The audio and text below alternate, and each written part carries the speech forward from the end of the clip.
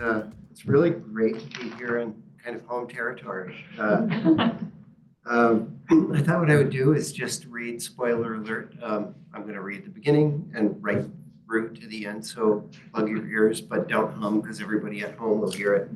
If I'm covering some things you haven't, you don't know what's coming. I thought I'd talk to you a little about, in advance. One of the comments I get the most is, this doesn't seems like so much more than a YA book. And I would challenge everybody to think, well, what makes an adult book? And there's a tendency to allow ourselves to dismiss YA because it's YA. And when we make something dismissible, I think it's really hard to dismiss children's literature and at the same time ask our kids to read.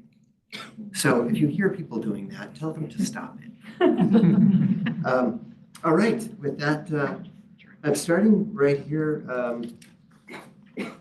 with Ian's dog has come out of the woods, surprised him to the point where while he was opening beech nuts with a hammer, which actually are not beech nuts, they are hickory nuts, he smashes his thumb. And he's not allowed to keep his dog, or his mom tells him not to keep the dog because they can't afford it. So he's hiding it in the shed, and he comes home from school and he's looking for the dog that first day. He's left the dog in the shed, and the dog's not there.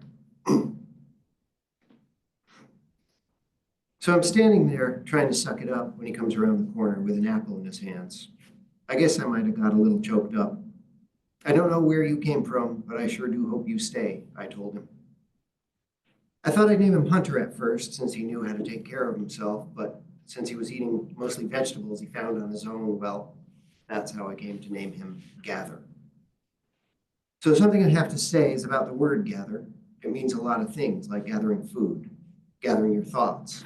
When somebody who listens, somebody like the sharp, when she asks you what it's like to grow up the way you're growing up, you gather together all these parts of your life and all these stories of things from way before, things that get mixed up with what's happening right then. Those stories don't come out like a goddamn timeline. They come out like compost. All the leaves, the coffee grounds, fireplace ashes, apple cores, tea bags, onion skins, eggshells, corn husks, potato peels, everything that turned to dirt at one time or another, doesn't matter when. It belongs with whatever you've got growing out of it right there in front of you. Doesn't matter either if you're talking about sugar snap peas, tomatoes, pumpkins, or weeds. You can't go pulling all the dirt away from the roots, trying to put it into some kind of order so you can understand it your way. You kill it if you do that.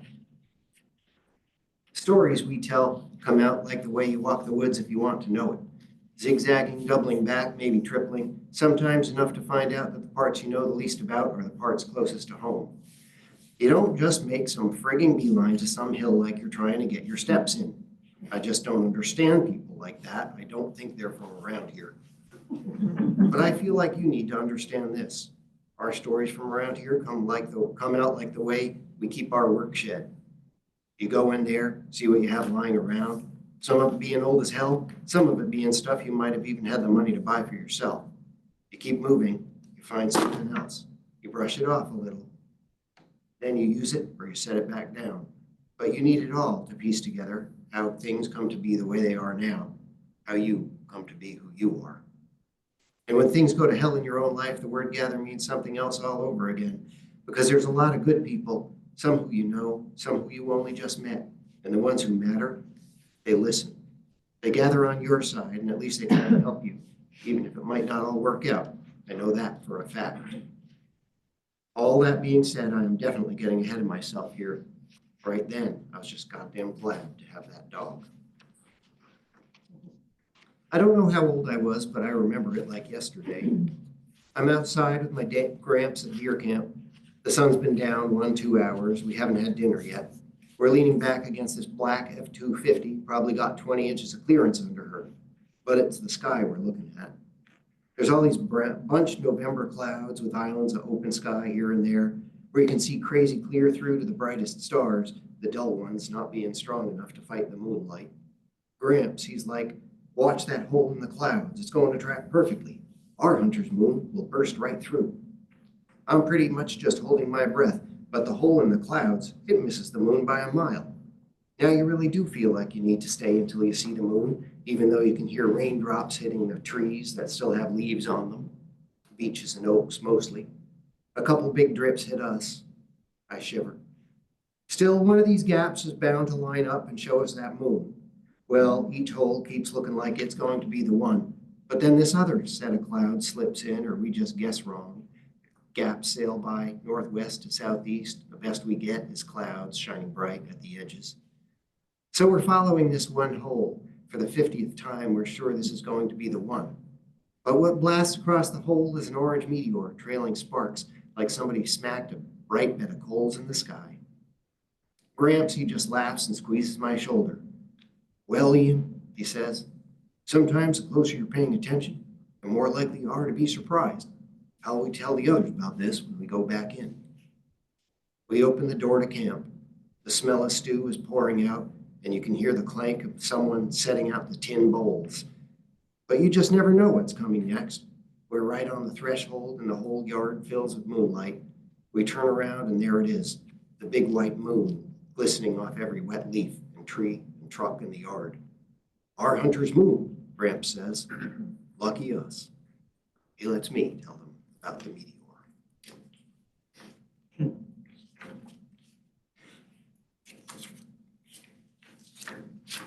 I have a lot of tabs.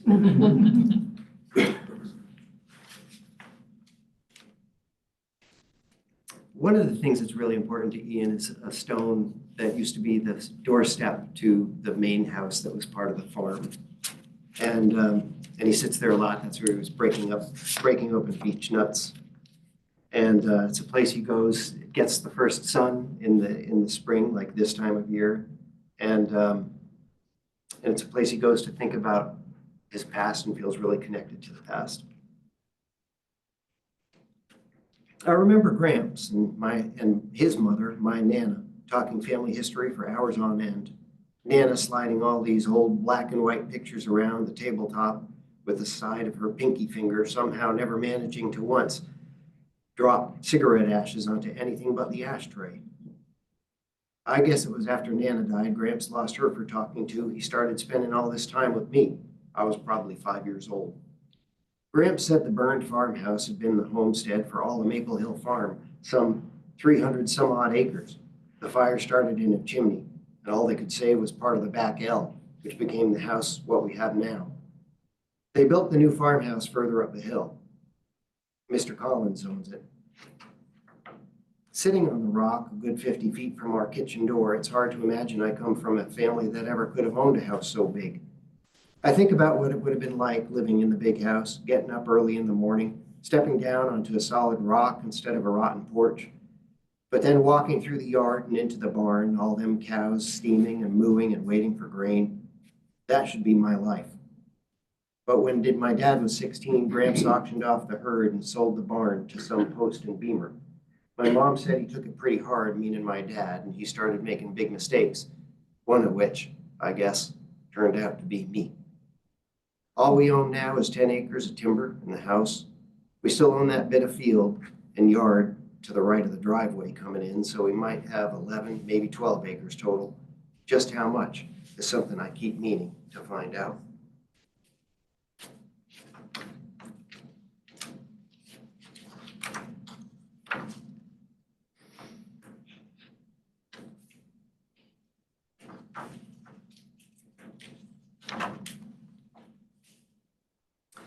So one of the things, one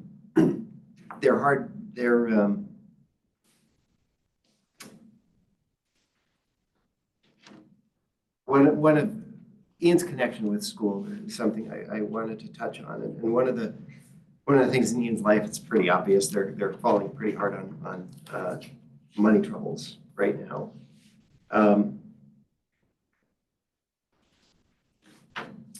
So what Ian's decided, and this is pretty much, well, I won't give much more away, but he's missed, as a result of school policies, he's missed a couple of kind of basketball practices. And the athletic director calls him to school, to her office. In her office, Miss P was clipping all this paperwork and big envelopes into clipboards with chained pens. "Sorry," she said with her back to me. "If I don't have everything in place, referees don't get paid and buses don't show up for away games." She picked up a big-ass wad of keys from her desk and flipped it around until the one she wanted come to the top. She stuck that into a metal box on the wall, opened up the whole backside, and pulled out a green bag with a fat brass zipper. "Concession sales from Saturday night's boys' soccer game," she said, hefting the bag. "Seems like people were hungry. We've been missing you at preseason hoops, Ian. Coach Hutch tried to call you." I didn't know what to say. She was right. I wasn't about to say why or give any hint as to how much I wished I was there for all of them, and now Coach Hutch probably knows her goddamn phone was cut off. "I'm sorry you had to come in early to talk to me," I said. Miss P literally dropped everything in her hands onto this folding table and turned to look square at me. "I would come in at 4:30 in the morning to talk to you, Ian, and that is nothing to feel sorry about."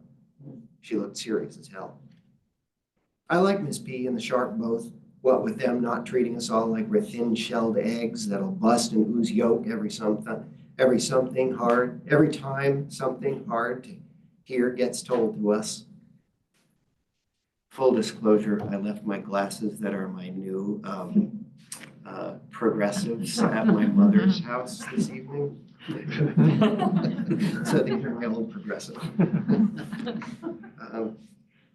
Neither one of them calls me kiddo, which is something I can't goddamn stand. You have no right to be all soft-eyed and call a person kiddo or baby or honey or dearie or any other dearie kind of shit if you're going to turn around and fail them, which is exactly what happened to Drew Bernard in 9th grade English, math, and social studies. He got credit for science. Because the thing is, Drew, you know right away he's smart as hell. You see it by the look on his face when he's helping his dad do stonework. Drew looks at the stone wall they're building and knows exactly what rock to use next. When we were maybe in 5th grade, he sees a lawnmower at the end of the driveway free for parts. He flips it upside down. I'm like, "What are you doing?" And he says, "Checking the blade." So he's touching the blade and he nods, and we run to his trailer and get a ratchet set and a can of liquid wrench. And we run back and he pulls the blade off, runs back again and swaps that blade out with theirs, which had been so chipped, their mower bounced around like a friggin' jackhammer. Sometimes we started it just for fun. The new blade fit perfect. Drew was like, I don't know, maybe 10, maybe 11, maybe in 5, 6 months older than him. Drew just knew stuff he never got credit for. That just ought to piss you off. Well, every reason for me missing preseason practice is good enough to get a bog of people sticking their noses into our family business. For the millionth time in my life, I can feel myself with some family I don't know in some parking lot 200 miles away. So I'm thinking about how to get our car to pass inspection, to get Mom a job, to get me money too, and get us out of this friggin' mess of no food ever. Build us a barn again. Half my friends have jobs, driver's licenses, working cars. All the while Miss P's eyebrows are up, just waiting for me to speak. I appreciate that, Miss P, but I can't think of anything to say. Ian, I have 2 questions, she says to me. 1, I have to know how I can help you. That may take a week, a month, even longer, but I am not in this field of work to make or keep anybody's life miserable. My other question is more practical and possibly more painful, but it is my immediate job. I need to know if you're still going to try out for the basketball team. And then everything is obvious. I can't anymore, I tell her. There's a rush of water to my eyes, but I hold it. She nods. Can you tell me why not? I need to get a job. I went into art with a late pass and took out my drawing, which sucked. It was supposed to be an owl, which Mom liked, but it looked like a cat, which Mom could do without. But Stim, the art teacher, says owls are just cats with wings.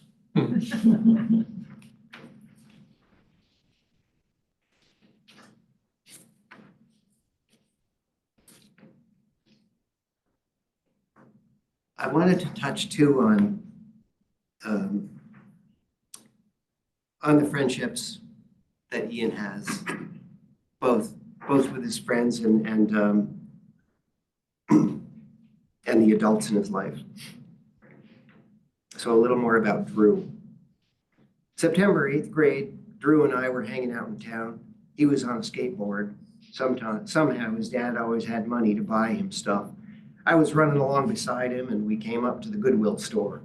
Volunteers had taken a week off or something because the flap on their yellow metal donation box was stuck open from all the clothes and towels and toys people had been cramming into it. Up against the side, though, was leaning this longboard with perfectly good trucks. Just the board was cracked. And Drew, he's like, all it needs is wood glue and a couple of clamps to hold it together till it dries. Take it. We had everything we needed in the work shed, but I was checking the board out without actually touching it. And Drew, who's not afraid to touch anything, he pulled on a John Deere jacket that was 95% hanging out of the flap. But along with that last bit of sleeve, a whole bunch of those colored plastic baby stacking donut toys fell out, rolling every which way all over the parking lot.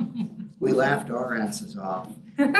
Well, this lady who lived above the store popped open a window up there, and she's pretty much just screaming at us. You boys should take your skateboards and leave the premises. So Drew got back on his skateboard and said, take your skateboard, Ian. Let's leave the premises. I would have picked up the toy donuts, maybe even stacked them if the lady hadn't kicked us out, to tell the truth. Instead, I rode that longboard right out of the parking lot. With my foot in the right place, the top stayed together. It was an awesome afternoon and hot as a hayloft. On the way to the river, we saw Mom getting into the car behind Value Farm. Come to think of it, she wasn't working there yet. She must have just been applying for a job just then. It's funny, the things you work out later. Anyway, we longboarded over to her, and I asked her for $2 so Drew and I could split a maple creamy from Angel's Cafe. Just seemed like all we needed to make it a perfect day. She had $1 in her wallet and digging around in the car, she found a good amount of change, but she only gave us enough coin to make exactly $2 and dropped the rest in her bag. The whole point of me getting all sidetracked and telling all this is how much I hated the hurt in Mom's face when I asked her for money, even if it was for something as little as ice cream.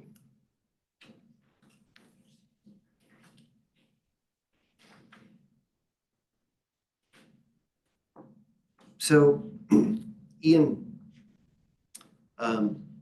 falls in love with this girl who just moved to town, and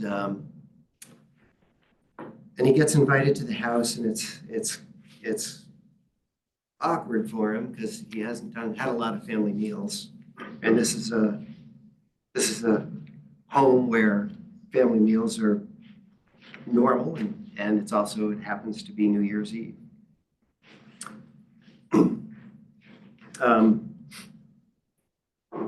Before that, though,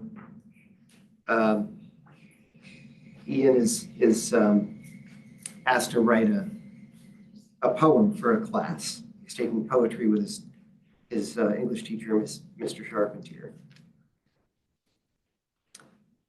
Well, I left something out of December, which was this poem I had to write. But first off, I have to tell about something else.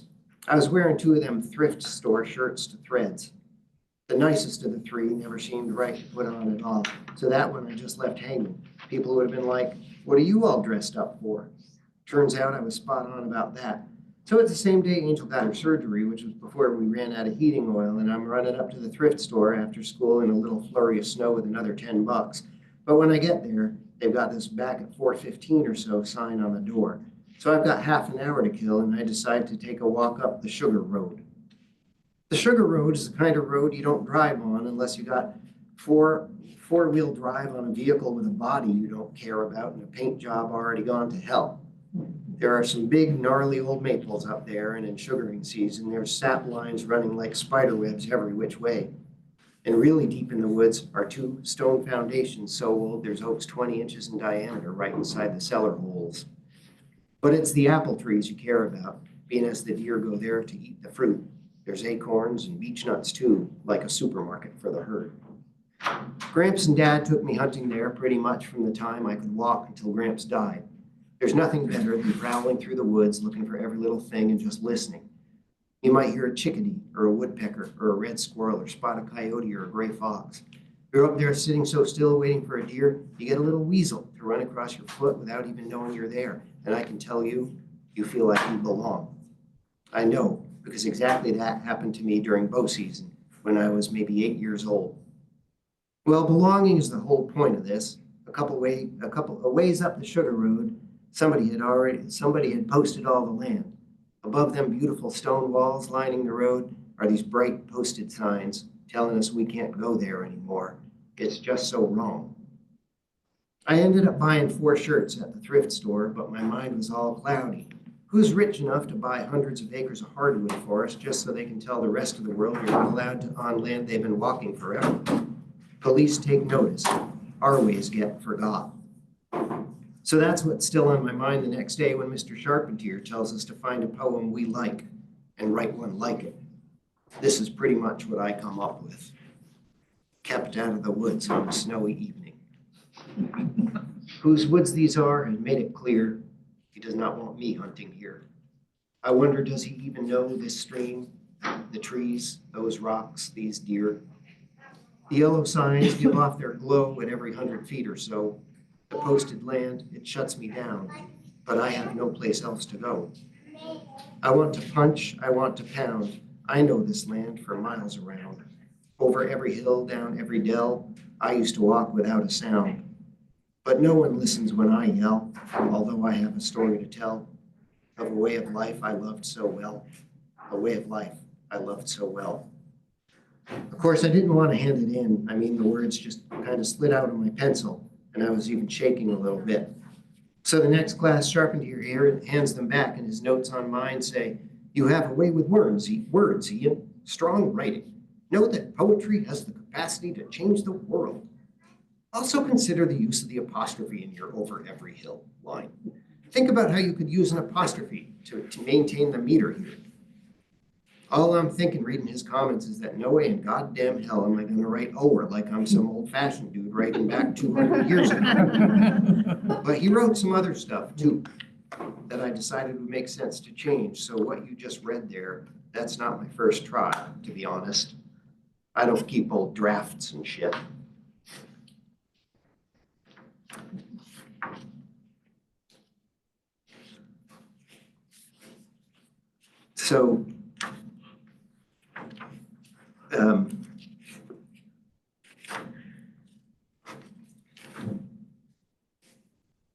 So he's at dinner, and Sylvia, his girlfriend, John, the father, is a professor, and Timo is a little brother, and Anya is the little sister.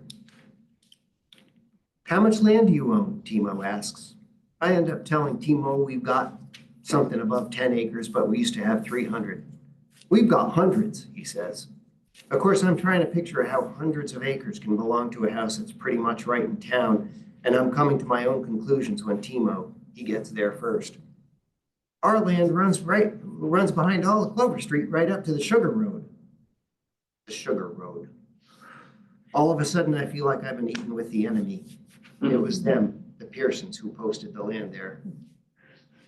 I've been helping them bring wood inside and put away their groceries, but they seem so nice. It messes you up inside. Something must have shown on my face, because if you know the look someone's got when they're trying to figure out what's going on in your head, Tamara's got it. "Do you know the land, Ian?" she asks. I'm like, "I used to go there with my dad and Gramps." "Did you hunt on it?" Timo blurts. I nod. Timo gets all loud. "See, I told you we shouldn't put up those keep out signs." And then he turns to me. Did you know it was us that put up those signs? I'm feeling awkward as hell and I can feel my ears burning. But I'm like, well, I didn't know it was you. Oh my God, Sylvia says. Was it you? Was it us you wrote your poem about? John's like, what poem? I didn't know you were poeting. In my head, I'm just thinking, fuck, to be honest. My pits are starting to sweat. Can I get my phone? Sylvia asks, which her parents, they let her do. All you can do is ride this stuff out or run away. I hung onto my fork like it was some kind of lifeline. By the time she's back at the table, Sylvia's got this picture of my poem on her phone and she's reading it to herself and she gets all quiet. I should have asked you, she says to me. You just never see this stuff coming. I want to punch, I want to pound. They're going to be scared of me. I should have asked you. Still, I didn't feel like I could say no. Okay, I say, and now I don't know what I feel. But those words weren't meant for anybody in particular. It was just a poem. So Sylvia reads it, and she reads it way better than I would have. And Timo's like, it doesn't even say anything about guns. I love guns. Will you take me hunting next fall? Like I said, you just never know what's going to happen next, but he sure isn't afraid of me. You gotta like that. I don't have a gun, I say. He's like, well, how do you hunt then? This is how I come to have to explain I haven't hunted since I was 13. So Ian's mom also has, get a swig of water here real quick.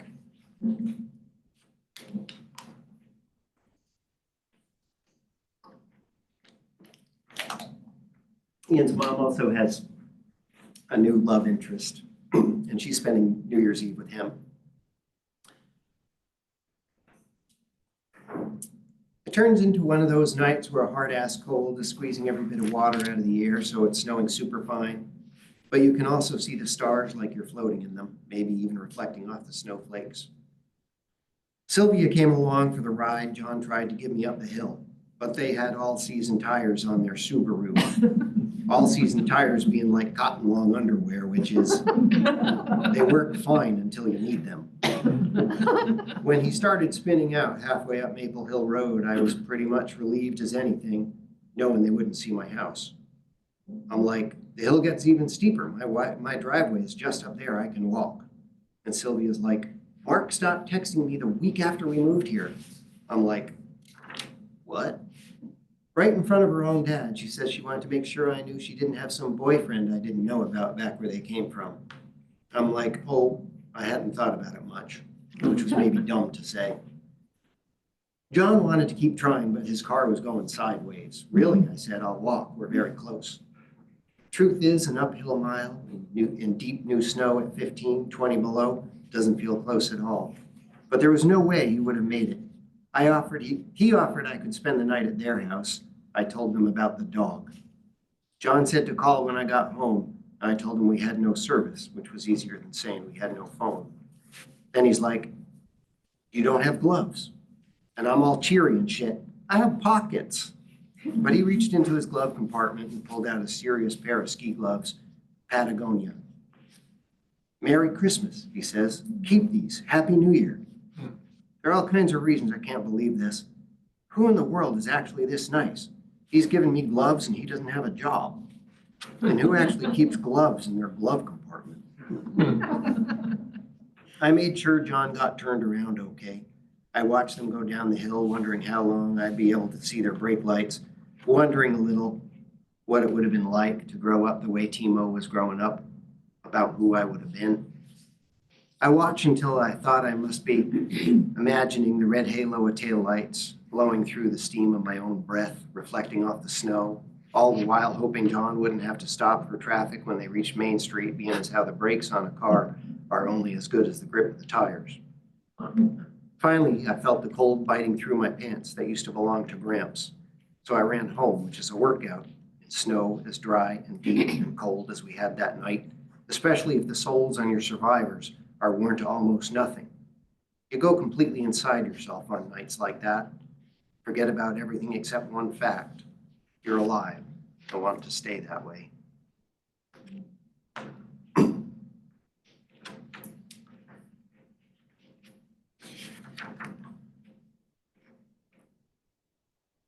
So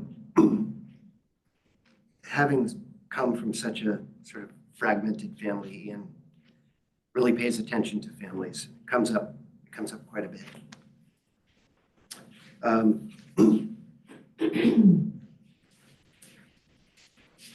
He ends up on a road trip. And he's coming home. Sharp and her partner, Christine, are driving.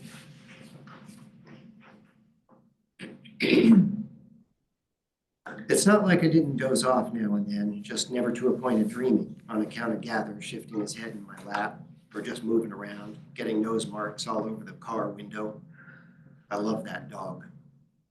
Leonberger elk hound, maybe? The guy let him Gather into the pen at the motel where we stayed that night. Can't believe the size of him. Good guess, but no, the Sharp says. Irish Wolfhound Mastiff, and he's just shy of 2 years old, so he won't get any taller, thank goodness. The hardest thing about that whole drive was putting Gather into the cage for the night, him not being allowed in the room. The nicest thing was, I don't know if you've ever had a room to yourself in a hotel before, but seriously, you can see why people like it. There's your own TV and climate control under the windows with none of the knobs busted off the dials yet. I'm probably telling you what you already know. There's also a tiny fridge, but the Sharp told the people at the front desk not to give me the key for it, to which they say they never do, and I'm like, why not? Of course, they tell me, and now I'm in the room by myself, and there's enough goddamn locks on the door to the hall to keep out the National Guard. And so I checked the fridge out for half a minute and figure I could get into it if I wanted, but you know I wouldn't. There's a desk with a pad of paper and pens and a chair and 2 other chairs with cushions, under one of which I find a quarter and a dime and a friggin' peanut, which is disgusting.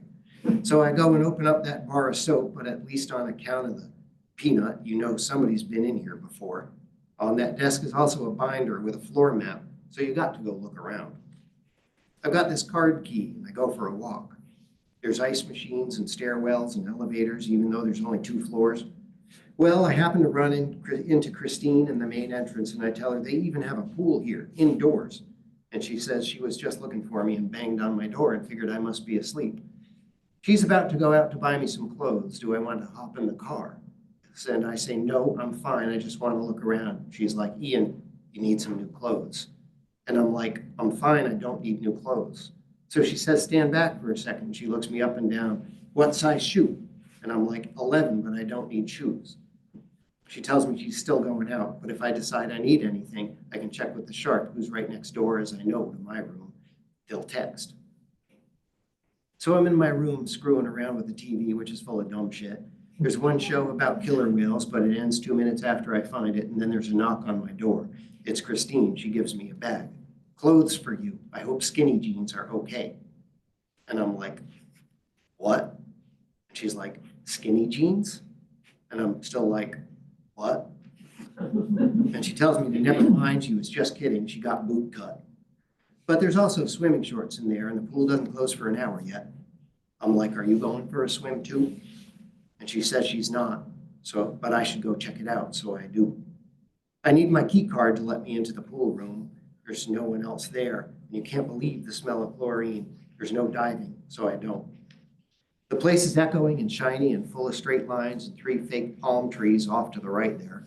I go down the steps until the water's up to my waist, and I'm just standing there listening and looking around till I dunk my head under and swim to the far end, this whole place to myself. It's hard to believe and almost hard to breathe, not wanting to be the only sound of life in a place like this. I'm just used to rivers, I guess. I'm standing there with my head above water, feeling my scar with my fingers and looking at all these vents, and the ceiling must be 30 feet high when a family comes in, a mom, a dad, 3 kids, all girls. The 2 biggest might be twins, maybe 4 or 5 years old. They've got plastic blow-up pillows right around their arms for floating. The kids screech and giggle, and the dad drops each of the older 2 into the water, and they splash. The mom takes the stairs with the littlest in her arms. You just watch stuff like that, families. I can breathe again. Dunking my head and holding my breath, I hear the motors of the circulator pumps and the splashes of the kids. When I come up, one of the twins is doggy paddling right over to me, looking like she's on a mission. Leah, calls the mom, and it's echoing. Mind your own business. It's fine, I say, being as it would be weirder still to say nothing at all. She's okay. My words echo. I'm just watching her determination. Leah's. This kid, Leah, she paddles right up, and then she's just bobbing, looking at me. Doesn't have to tread water or anything on account of those floats. I say, hello. The whole family's watching. She says, hello. And she keeps looking at me, not at my eyes so much, but my face. So I smile. Are you a man or a boy? I don't even know how to answer that. I might have chuckled a little. You can think about that question for years, maybe until you know you become the answer. But she's still just looking at me, so I say, I don't know, in between, I guess. How'd you get your owie on your face? She asks, and I'm like, what? And she says, your owie, how'd you get it? Does it hurt? So I understand, and I'd never be able to explain the railroad bridge and the train and gather being terrified. So I tell her I got it when I was playing with my dog. And right there you can see she decides. You were playing with your dog, she says. You're a boy.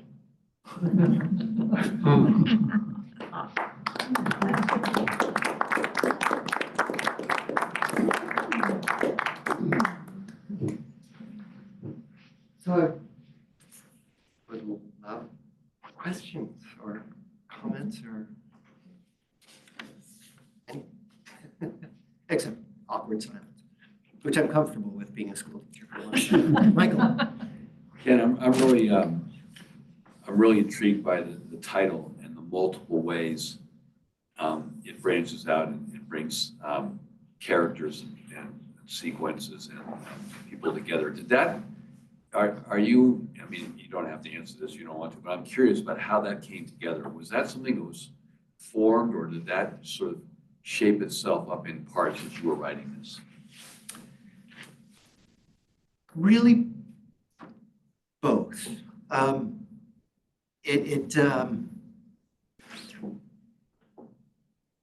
He names the dog Gather because he's learned about hunting and gathering, and when he sees the dogs eating mostly vegetables, he was, going to name it Hunter, which I've known a lot of dogs named Hunter, and instead he names it Gather. And then,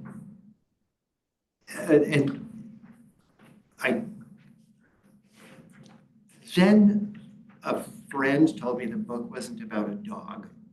Really, it's much more, it's about, this book isn't about the dog, you need to change the title, she said. So then I thought, man, I have to hit people over the head with this.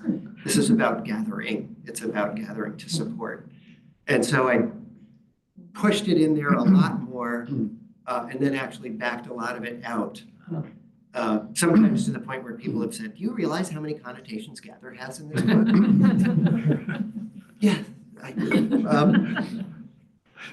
So but it was a little bit of a dance going through, and I did pull some of it out because I felt like I was hitting people, too hard with it. Yeah. One more thing I'll say is the person who said about the dog, it's not about a dog, and I thought, I try to be a good person who listens to criticism and feedback, and I also think I have a little bit of, obstinate defiant disorder, and I was like, yes, it is. So I wrote this, the part that I wrote where Ian is on the road trip and the dog is next to him and he gets his nose marks all over the window, was actually whittled down from my defense of that comment, which was Ian trying to explain how important the dog was to him and how the dog is what would have ended up on the other line in, in a switch, in a clipboard comment when he's being helped by social services, and how that's why the social services overlooked the dog because it didn't end up in the, and I just thought, God, that is me talking, and this is Ian's story. So it got whittled down to, I love that dog at the end. And so, well, I got to show. that. Thank you very much. Oh, What are some responses that you've had from young people who have read the book? you know, overwhelmingly positive, which is great. I'll say one of the things I really hoped out of this book would be that it could be an ambassador for rural life in urban America and suburban America, and the beauty of it and the challenges that we face both. And that was really put to the test when my first massive reading I had to do was to a bunch of 600 students from Harlem at the National Book Awards. And afterward, this one student came up and, you know, I have a lot of sticky notes and this kid probably used 2 packs of sticky notes in her book. So she's, you know, Black, inner city student and I said, oh, were you getting ready for like a Socratic seminar or something? And she said, no, these are lines I liked. And so that, you know, and then from rural Vermont, I've had all kinds of questions, you know, why did I choose to have the mom die? It's hit home for a whole lot of kids. I've heard from teachers that kids have broken down, you know, reading it. I had one student who lives in a trailer with her dad and doesn't have a dog, and I have as a principal, my door is always open and kids can, and do, you know, burst in all the time. And she came in and she said, I'm gonna swear again. She said, you wrote my fucking life. And I mean, they relate to it, they appreciate it. I think another thing that I've really been struck with is particularly in the rural readings and school visits, is that for the kids who are really familiar with the woods, this is something of a page turner. That's something I didn't foresee. So that, you know, it's kind of all over the place, but and one more thing is, you know, 7th grade I think was too early for this, but I was at the St. Johnsbury Athenaeum as part of the Vermont Reads program, and the 7th grade had this unbelievable turnout, and it turned out that if more than half the class showed up, they were going to get a free pizza party, so that was but this student, you know, I was asked that same question, and I said, well, let me ask the kids, you know, how'd you like it? And the thumbs up were great. And again, I was there, you know, I don't think any of them would have done that, but it was really satisfying to see that. Yes. Hi, I'm Ellie. Hi, Ellie. My grandfather always used to tell me this whenever I would read, or, you know, he would always say, be in the book, act like you're actually in that book, and like divulge yourself in the book, like imagine yourself here in that book. Thank you. I tried to tell this as much as I could through Ian's eyes, I tried not to be this omniscient person, you know, but anything he described, I wanted it to be something he'd heard about or something, you know. So what I really wanted out of this was I ended up not telling this story for kids or for adults or for anybody except Ian. And I wanted it to feel like he was sitting across the, you know, a table at a hunting camp. Beautifully written, by the way. Thank you. Thank you. I wanted to ask this, and then I want to. I have a Zoom question. So, Yeah. Okay. Yes. yeah, I'm curious about the cover. And on the back, it says tree pattern, which is totally appropriate. But who put the dog on? So it's interesting in the publishing world, the author almost never gets input into what the cover looks like. But when I got it, I cried. Yeah, it was beautiful. Yeah, Yeah. because unknown to anybody was, except my editor eventually, is that originally I was thinking just maybe Gather could be kind of this, Gather is a dog. That's what he is. That was the grounding that Ian needed. But I thought maybe Gather could be sort of the spirit of the woods, or he could be the, sense of place embodied in a dog. No, he's just a dog. But when the dog came in this way, I thought somehow that the artist tapped that. He had him, I've read the book. Oh, yeah, Yeah. I think so. Thank you. Yes.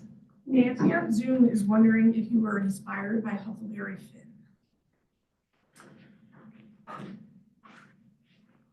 I loved Huckleberry Finn, and I loved James, which I finished around the holidays this year. Not really. I find Huckleberry Finn inspiring. And then, a number of folks have kind of, I'm not trying to toot my own horn here. I'm just repeating what's happened. But people have said, like, this is like a rural Holden Caulfield, a rural poor version of Catcher in the Rye. And I kind of actually became aware of that as I was writing my second draft. But I do have a really interesting book, nonfiction. It's called Puck's Raft, A History of American Childhood, which is really about sort of changing kind of dynamics of growing up as a boy in the modern era. It didn't really, that came more into play just as something I read, as I like to argue, to let kids take more risks that aren't so controlled. Thank you. Yes. I think it would be great if there was a book bag with this book in it, so that more people, you could borrow a book bag here with 12 books in it and take it to your reading group and then Neat. play with it. And I think it would We be. are doing that at the Howe Library. What? Yeah, we're building one at the Howe Library. The 10 books that we've had circulating upstairs are going into a book bag Well, after good. this, and that will be available from here. Yeah.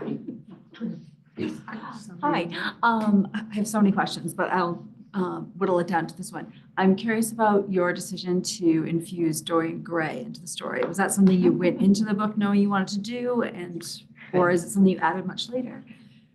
It got added pretty soon, but it was not part of the original plot.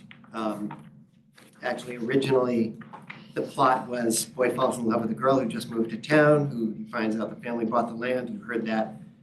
That was pretty much the whole plot, and it took about 400 words. But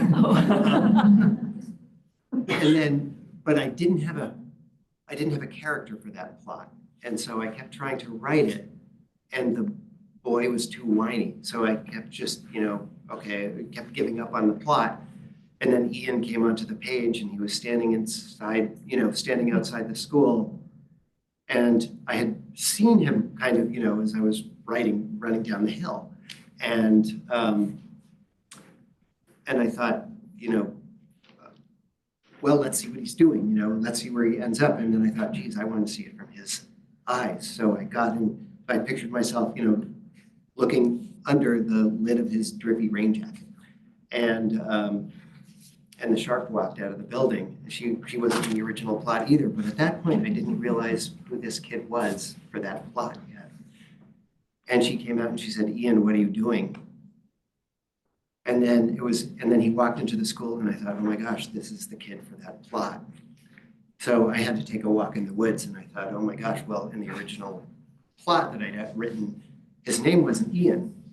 It was John, but I wasn't going to argue with the sharp either, actually. So then I thought, well, I've known a lot of Ians. I didn't want to name him Ian.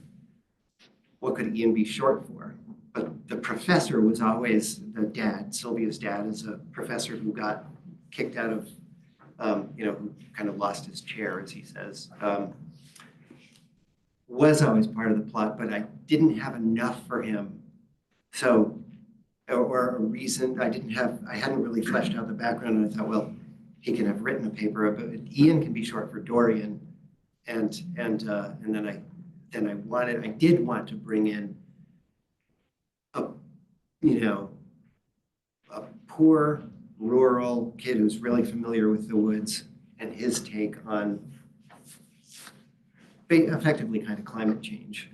And that, it just seemed like that was the opportunity for that. Great, thank you. Yeah. Hi. Well, I want to start with compliments. I'm a retired high school English teacher in a neighboring town, and I know that so many of my students would have just loved this book. And I don't often regret retiring when I did, but after I read your book, I thought, oh, dang it. Well, something that you haven't touched on at all that I loved, especially because it made me think of so many of my students who go to Hartford or went to Hartford VoTech, was the machine sensibility that Ian has, his talent for piecing things together. And it's really such a lost art. I don't care, what part of the country, whether it's rural or city, and his ability to make things work again. And that what you did with his friend and swapping out the lawnmower blade. But I just found that such a special time element to the book. So thank you. Thank you. Thank you. It's something one of the things that keeps me in school is that I don't think we can change it by not having our boots on the ground and writing about it. I feel like I need to be doing both. And too many kids we alienate from school because we don't credit them for that kind of knowledge. And by the time they do get to the tech center, they just don't see themselves as learners anymore necessarily, at least in the academic concept. And I wish we could bring more of that into K-10. In Vermont, we don't start really until 11th grade, and we alienate so many of our kids from public education before they, and it means we rush to get all that stuff in when they're at their most formative age. Yeah, and I think that's actually one of the keys to Ian's resilience is that he knows what he brings to the world. And also another key to his resilience is that he's a storyteller. And when we focus on literacy, we focus so much on reading, but not so much about writing. And writing is, part of that storytelling piece that allows him to, without being sort of metacognitive, I think that's part of his means of coping. Well, and that wonderful exchange about the apostrophe in the poem. It's a wonderful book, and I've never read anything that's evoked Vermont to this degree. Thank you. I wonder how the book has changed your relationship with your students as a principal. I have to say it hasn't much.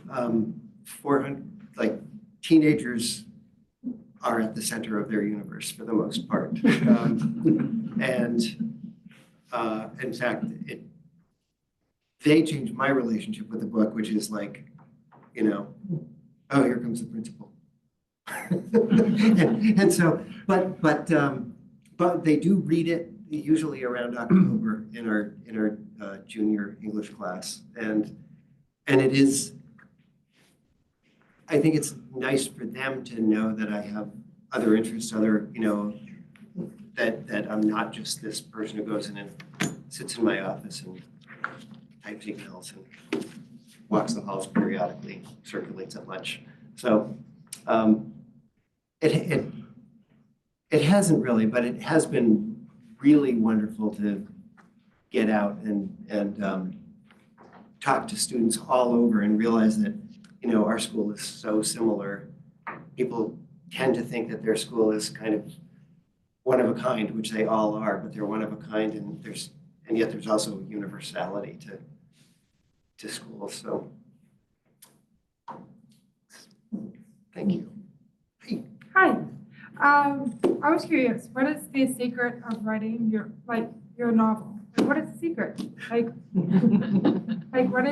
What inspires you? What inspired me? Well, really, the kids, the kids I see every day. There is this thing called FERPA, which is Federal Education Rights Privacy Act. So I had to make the whole thing up. None of this is, true. But my secret to writing I got from Virginia Wolf, who is a National Book Award winner from, I don't know, like maybe the year 2000 or thereabouts. And I met her and I've come to know her pretty well. And she told me that her secret was to get up 2 hours before her inner critic. And I took that to an extreme and I get up 4 hours before my inner editor. So I go up to my cabin and write, and I won't even hit the backspace button. Because if I start thinking too much about what I'm writing, I get too self-conscious and I can't get into the book. If I'm going to second guess, the second guessing comes later. But initially during that creative phase, I don't, every once in a while I hit the backspace button, but really for the most part, it's a disciplined piece of insisting on flow. And that's That's beautiful. Thank you. Yeah, and it's knowing that I might end up deleting 2,000 words. But It's authentic, sir. It's really. thank you. I mean, the book, what you do in your life, yeah. Thank you. I'm really interested in hearing about Ian's, I won't say denial, but not wanting to share so much of his life, and how many students just hide behind or hide their life behind them when they're in school and in challenging situations. Yeah, I see it so I know, often, that's why I right? mentioned And this. so if for anybody who didn't hear about this, why do students hold so much back? Why do they not share? And I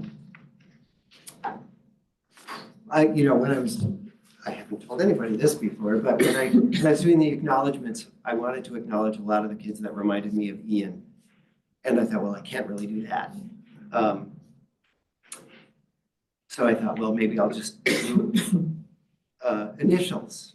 And I had 2 kids already with AA. So I thought, okay, well, I'm not going to do that either. But I got thinking about these 3 brothers who had, when the youngest of the 3 was born, the mom was not 20 yet. And the parents they'd been in and out of foster homes. They were back with their parents.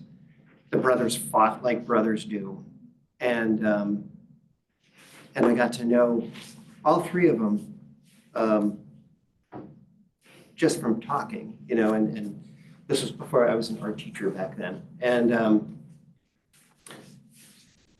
then one day, one of the students came in, and one of the boys, the middle brother, came in, and he had a huge cut in his hand that he stitched himself. And it looked infected.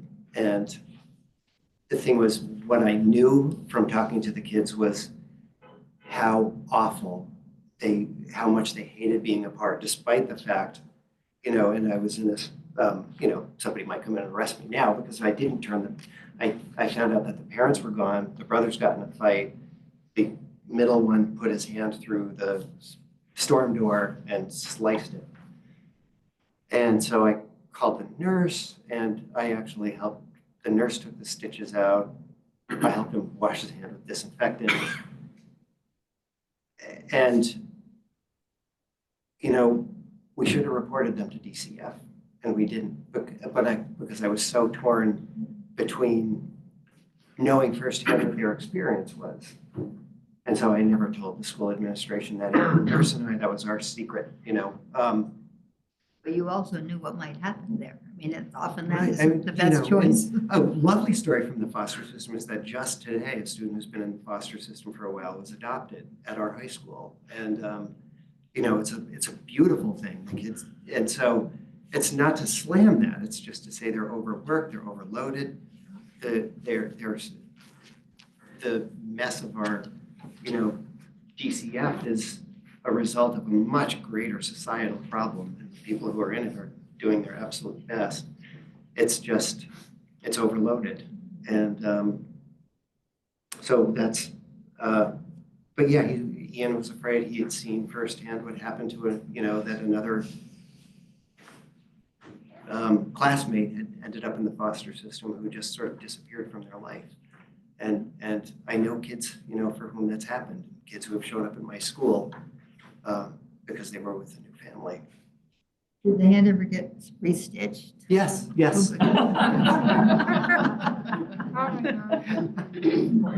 God. Thank you. Hi, I'm sensitive to the time, but I don't know if you have some more time, but. Yeah, I'll let you, in the back, you can give us more. Maybe like a couple more questions and then we'll wrap up. Okay, sure. Yeah, thank you. My name is Jason. Thank you for the book and thanks for being here on a school night.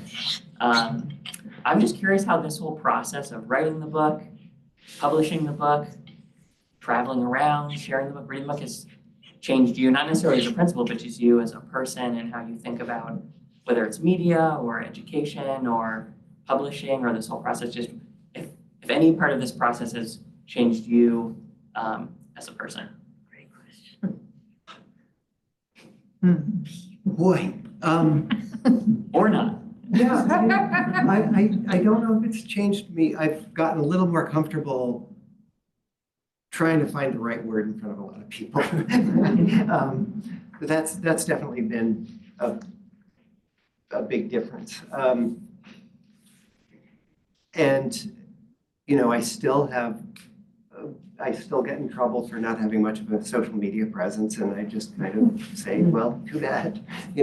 I like to be physically present for students, and I like to be physically present in spaces like this.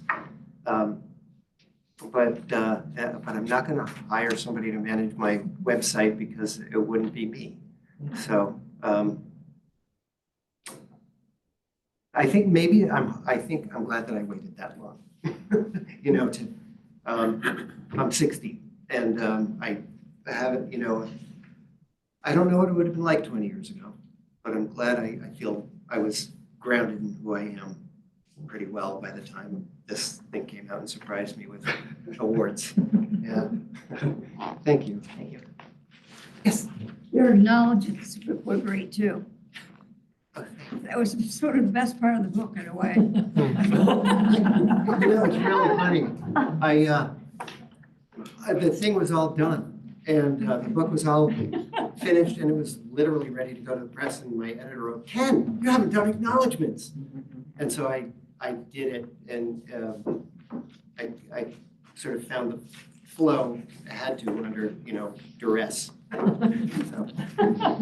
I have a funny thing just to share with you about your acknowledgements. A friend, we read this in my book group, and one person who's in my book group came to the meeting and she goes, my brother's in this book. Her brother's Timo Bradley. Oh, that's so funny, And she didn't know that. I mean, she didn't know, anyway. I mean, Yeah. she knows that's her brother, but. Well, that's funny because Timo ended up in there really specifically because I was typing like a madman, and then they wrote, Ken, Timo. The parallel structure in your acknowledgements kind of breaks down around Timo and Brigitte, and so I had to add more. That's yes. I've got one more Zoom question. Okay. And then I think we'll wrap it up after that. Sure. So this is a little long, I'm just gonna read the whole thing. Kristen writes, Ken, you capture Ian's voice so magnificently, and yet I'm guessing you're a year or two older than he is. Anyways, kids often think that adults were never young, and yet you defied that misconception by capturing his voice so well. You helped this young man speak and really did a magnificent job. How did you accomplish that? His voice is so incredibly authentic. Thank you. It's a little bit of a long answer, which I'll make short. One was I studied oral history as my master's degree, and specifically capturing voices.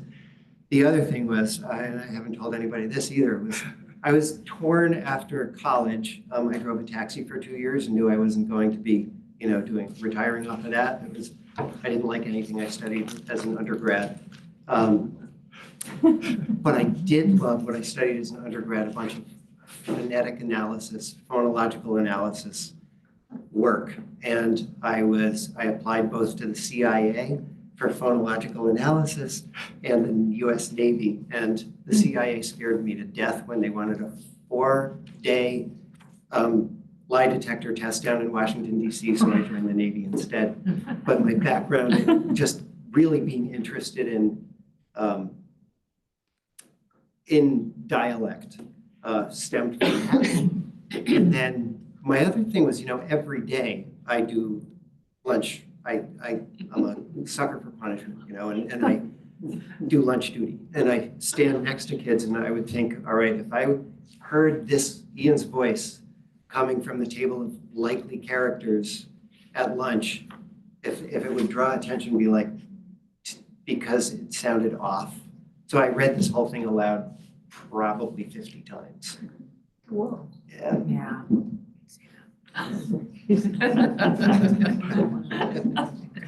Yeah, well, thank you, everybody. Thank you.